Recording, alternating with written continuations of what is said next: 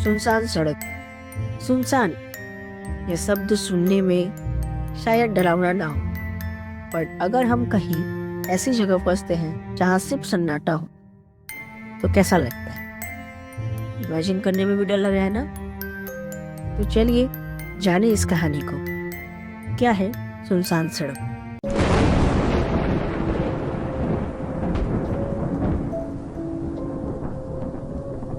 यह कहानी है रोहन की और उसके दो दोस्तों की, अश्वनी और रोनी की। रोहन की आदत थी, वो बार और पार्टियों में ज्यादा आता जाता था क्योंकि उसके पिता एक बड़े बिजनेसमैन थे, तो पैसों की कोई कमी नहीं थी। अश्वनी डिसेंट लड़का था, वो 8 से 7 सॉफ्टवेयर कंपनी में जॉब करता था, और रोनी वो आवारा टाइप का लड़का था। ये तीनों कॉलेज टाइम से ही दोस्त थे, इसलिए इन लोगों का पार्टियों में आना जाना एक साथ लगा रहता था। अश्वनी भी इसी बहाने इन दोनों के साथ मौज मस्ती कर लिया करता था, और रोनी था ही आवारा। उसे ना किसी से काम था और ना ही किसी से मतलब, सिर्फ आवारागिरी करना दिन भर। पार्टी हो या बार में जाना हो, इन दोनों का खर्चा रोहन ही उठाता था। अक्सर जब यह तीनों साथ रहते थे तो रोनी इन दोनों को लड़कियां दिखाता था और गंदे कमेंट पास करता था। यह बात अश्विनी को बहुत खराब लगती थी और इसी बात पे इन दोनों में हमेशा झगड़ा भी होता था, लेकिन रोहन इन दोनों को किसी तरह मना लेता था। एक दिन वो लोग प्लान करते हैं कि कहीं घूमने चला जाए, तो अश्विनी बोलता है कि किसी हिल स्टेशन या किसी मंदिर पे चला जाएगा घूमने के लिए, लेकिन वहीं रोनी उसकी बात काटते हुए बोलता है नहीं, गोवा चलेंगे। इसी बात पे उन दोनों में कहासुनी हो जाती है और वो दोनों फिर से लड़ने लगते हैं, लेकिन रोहन किसी तरह उन लोगों को मनाते हुए अश्विनी से ये बोलता है कि भाई पहले हम लोग गोवा चलेंगे, फिर वहां से पुणे की ओर रवाना होंगे शनि शिंगणापुर, और वहां पर भी हम लोग घूम लेंगे। इस बात पे अश्विनी राजी हो जाता है और यह लोग टाइम से निकलते हैं गोवा के लिए, और वहां पे 3 से 4 दिन होल्ड करने के बाद, विजिट करने के बाद इन लोगों को अब पुणे के लिए रवाना होना था। बट जिस दिन रवाना होना था उस दिन इन्हें निकलना होता है सुबह, पर यह लोग रोनी के चक्कर में लेट हो जाते हैं। अश्विनी रोनी को उल्टा सीधा बोल रहा होता है और रोहन रोनी को कॉल लगाता है, पर रोनी कॉल नहीं उठाता है। बहुत बार कॉल लगाने के बाद रोनी फोन उठाता है और बोलता है क्या है, तो रोहन भी उसे गाली देकर बोलता है कहाँ है, जल्दी आ, अश्विनी गुस्से में है, आज पुणे के लिए निकलना है। रोनी बोलता है भाई बस अभी आया, तेरी भाभी मिल गई थी तो उनसे बात कर रहा था। तो यह दोनों मिलकर उसे गाली देते हैं और कहते हैं रह जा यहीं, हम लोग निकल रहे हैं पुणे की ओर। तभी रोनी जल्दी से उन दोनों के पास पहुंचता है और अब अश्विनी और रोनी फिर से लड़ने लगते हैं। अश्विनी बोलता है रोनी से तुझे गोवा घूमना था, तूने घूम लिया, मुझे पुणे जाना है, अब कैसे जाएगा? रोनी तू इतना लेट क्यों किया? ये अश्विनी बोलता है। तभी रोनी जल्दी से आता है और अश्विनी फिर से उससे लड़ने लगता है, और अश्विनी रोनी से बोलता है तुझे गोवा घूमना था, तूने घूम लिया, मुझे पुणे जाना है। वह चुपचाप रोनी उसकी बात सुनता है और उसे सॉरी बोलता है और अपना बात बोलता है रोहन से। भाई एक लड़की मिल गई थी, उसी से बात करना था, और क्या, कोई ना, कल चलेंगे। अब अश्विनी गुस्से में बोलता है नहीं, आज ही चला जाएगा। तो रोहन बोलता है भाई शाम के 4 बज रहे हैं और जाते जाते काफी रात हो जाएगी, पर अश्विनी अपने जिद पे अड़ गया था। उसने बोला नहीं, हम अभी चलेंगे। तो इन दोनों की बात सुनकर रोनी ने कहा कोई नहीं, चलो निकलते हैं, एक एक बार ड्राइव कर लेंगे तीनों और पुणे पहुंच जाएंगे। यह तीनों शाम के 5 बजे होटल से चेकआउट करके पुणे हाईवे की ओर निकलते हैं। तभी रोनी देखता है एक लड़की को। रोनी ही कार को ड्राइव कर रहा होता है और रोनी के बगल में रोहन और पीछे अश्विनी बैठा होता है। तो रोनी लड़की को देखकर कार रोक देता है और उससे फ्लर्ट करने लगता है। अब रात हो रही थी तो अश्वनी उसे मारते हुए बोलता है, चल रात हो रही है, हमें पहुंचना है। तो रॉनी कहता है, बस 1 मिनट, इस लड़की से मैं शॉर्टकट पूछ लेता हूँ, उसी शॉर्टकट से चलेंगे। तो जब उस लड़की से वो शॉर्टकट पूछता है तो वो लड़की उसे शॉर्टकट बताती है, बट रॉनी पूरी बात सुने बगैर ही निकल जाता है। अब यह लोग 4 किलोमीटर पुणे हाईवे पे चलते हैं और फिर उसके बाद लेफ्ट मुड़ जाते हैं उस लड़की के कहे मुताबिक। अब रॉनी ने रोहन को कार ड्राइव करने को दे दिया और खुद रोहन के बगल में बैठ गया। ये लोग मस्त गाना चलाते हुए अपने सफर को तय कर रहे थे। तभी अश्वनी नोटिस करता है कि ये रास्ता, जिस रास्ते पे हम लोग चल रहे हैं, वो बहुत ही सुनसान है। तो यह जब अश्वनी इन दोनों से ये बात बोलता है तो रॉनी बोलता है, भाई ये शॉर्टकट है, सब लोग रास्ते पे होंगे, हम लोग जैसा कोई चालाक नहीं है। अब तू पुणे 6 घंटे की बजाय 3 घंटे में ही पहुंच जाएगा। और अब रात के 9 बज रहे थे।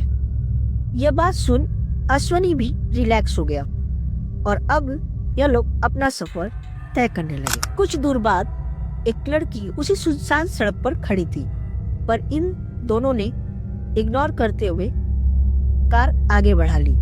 बट रॉनी ने उस लड़की को अभी तक नहीं देखा था। फिर कुछ दूर जाने के बाद रॉनी को टॉयलेट लगा। उसने उन दोनों से कहा, तुम लोगों को अगर टॉयलेट जाना है तो चलो, मुझे टॉयलेट लगाया। तो रॉनी और अश्वनी दोनों टॉयलेट के लिए नीचे उतरे। जब अश्वनी टॉयलेट कर रहा था तो उसे ऐसा लगा कि कोई उसके पीछे खड़ा है।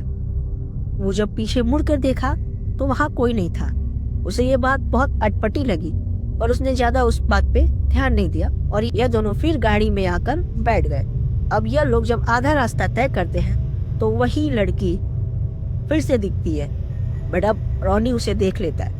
वो अचानक से बोलता है, भाई गाड़ी रोक। रोहन गाड़ी रोकता है और रॉनी पीछे मुड़कर देखता है तो वो लड़की लिफ्ट मांग रही होती है। तो रॉनी बोलता है, भाई ये सुनसान सड़क पर ये लड़की लिफ्ट मांग रही है, चल चल इसे दे दिया जाए।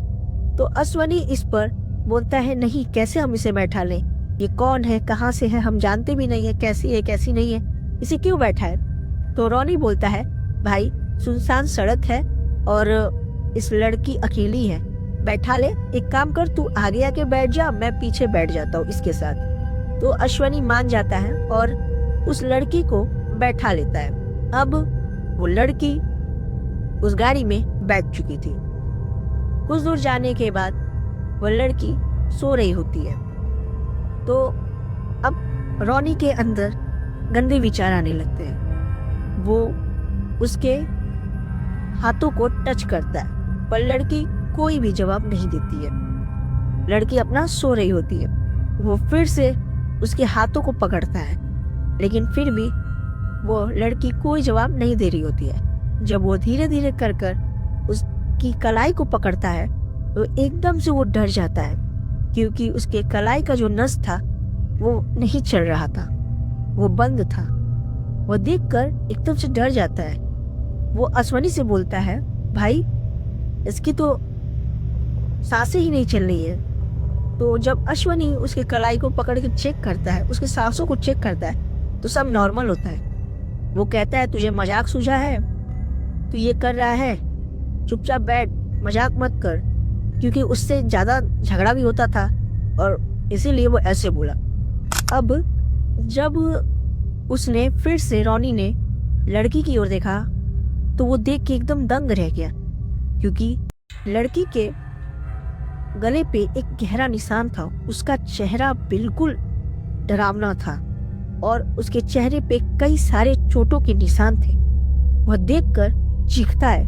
तो अचानक से रोहन कार को रोकता है और ये दोनों पूछते हैं क्या हुआ, और वो लड़की भी पूछती है क्या हुआ। अब रॉनी उस लड़की को कहता है, उतार दो नीचे, उतार दो नीचे। बट अब यह दोनों कहते हैं, कहाँ उतार दूं, यहाँ, अभी तो तूने ही बैठाया है, अब उसे उसके टेस्तरी तक तो छोड़ दे, उसके जगह तक तो छोड़ दे। तो वो कहता है, ठीक है, मैं आगे बैठूंगा, अश्वनी तू पीछे आ जा। अब अश्वनी पीछे आके बैठ जाता है और अश्वनी जब पीछे आके बैठता है वो लड़की की ओर ज्यादा ध्यान ना देकर अपना सो जाता है। और यहाँ रोनी वो डर चुका था, तो वो बार बार पीछे मुड़कर देखता रहता है, बार बार पीछे मुड़कर देखता है। एक बार फिर जब वो एक बार पीछे मुड़कर देखता है तो ये देखता है कि अब लड़की वहां पर है ही नहीं। यह देखकर वो बिल्कुल फिर से डर जाता है और अब रोहन को भी दिखाता है। रोहन भी जब देखता है तो सच में वहां पे लड़की नहीं होती है और देख के दोनों डर जाते हैं। और जब रोहन रोड की ओर देखता है, जब वो मुड़कर रोड की ओर देखता है तो अचानक से वही लड़की उसके कार के सामने आ जाती है। वो अचानक से ब्रेक मार देता है। अब इन दोनों की बिल्कुल फटी पड़ी है। अब ये दोनों बिल्कुल हदस चुके हैं, बिल्कुल डर चुके हैं। यह दोनों अश्वनी को बुलाते हैं पर कोई जवाब नहीं। फिर अश्वनी को बुलाते हैं पर कोई जवाब नहीं। जब ये दोनों फिर से मुड़ कर देखते हैं तो अश्वनी वहां पे रहता ही नहीं है। अब ये दोनों बिल्कुल हदस जाते हैं। रोनी कहता है जल्दी चल जल्दी चल, बट रोहन वहां पे रुकता है क्योंकि वो बोलता है कि नहीं, अश्वनी को खोजे बिना तो हम लोग नहीं जाएंगे। तो रोहन कहता है छोड़ उसे, चल जल्दी, बट रोहन नहीं मानता है। तो रोनी बोलता है मैं नहीं जाऊंगा खोजने, तू जा खोज। तो रोहन अकेले ही कार से उतरता है उसे खोजने के लिए। कुछ दूर खोजने के बाद जब वो फिर से कार की ओर आता है और अब रोनी को बोलता है भाई चल मिल के खोजते हैं, क्योंकि भाई रोहन को भी डर लग रहा होता है। तो रोनी कुछ जवाब नहीं देता है। जब ये हिलाता है उसे तब भी वो जवाब नहीं देता है। जब वो उसकी ओर देखता है तो ये देखता है कि रोनी की सारी उंगलियां कट चुकी हैं, जिस हाथ से उस लड़की को पकड़ा था उसने, और उसके गले पे एक गहरा निशान है, वो वहीं पर मर चुका था। यह देखकर रोहन बिल्कुल डर जाता है और यह देखते ही वो उसे कार से तुरंत फेंकता है और कार को तेजी से भगाने लगता है। वह कार को उस रास्ते पर 120 के स्पीड में चलाता है और बहुत ज्यादा वो डर चुका था इस बात से। तभी अचानक से वही लड़की उसके कार के शीशे पे कूदती है। वो यह देखकर बिल्कुल डर जाता है और कार अनकंट्रोल होकर पलट जाती है। कुछ देर बाद जब रोहन की आंखें खुलती हैं तो वो ये देखता है कि अश्वनी उसे कार से बाहर निकालना है और ये निकलते हुए और रोते हुए बोलता है भाई रोनी नहीं रहा, रोनी मर गया, और ये रो रहा है वहीं पर। तो अश्वनी उसे खींचकर बाहर निकालता है और कहता है पागल वो दे, कार में है वो फंसा हुआ। और फिर वो कार की ओर अश्वनी जाता है और यहाँ पे कार में से तेल भी लीक हो रहा होता है, बट ये अश्वनी नहीं देख पाता है। जब वो रोनी को बचाने जाता है तब रोनी उसके हाथ पकड़ लेता है। उसके कुछ समझने से पहले ही वो कार फट जाती है, कार के परखच्चे उड़ जाते हैं और जो रोनी था वो वहीं पर खड़ा रहता है कुछ दूरी पे। कार का एक पार्ट तेजी से उसके बगल से गुजरता है। रोहन को कुछ महसूस होता है। वो जब बगल में देखता है तो वो देखता है कि उसका एक हाथ कट चुका है और वो वहीं पर बेहोश होकर गिर जाता है। रोहन आज भी उस सदमे से बाहर नहीं निकला है और आज अश्वनी और रोनी हमारे बीच नहीं है। रोहन आज भी सोचता है कि काश उस दिन मैंने वो लिफ्ट ना दिया होता, काश उस दिन मैंने वो शॉर्टकट ना लिया होता, और काश उस दिन हम लोग उस लड़की की बताए रास्ते पे ना गए होते। वो रास्ता आज भी है, कहाँ है किसी को पता नहीं। वो चीजें जो उसके साथ हुई वो आज भी उस चीजों को याद कर कर कांप जाता है।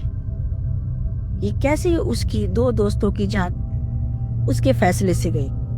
हमारे बीच अश्वनी और रोनी आज नहीं है। आज भी वो रास्ता है और कहाँ किसी को नहीं पता। ऐसे ही और हॉरर और मिस्टीरियस कहानियों के लिए सब्सक्राइब करें मेरे channel the Dark Knights with Yuvraj को। Thank you, bye bye. मिलते हैं अगले डर के माहौल में।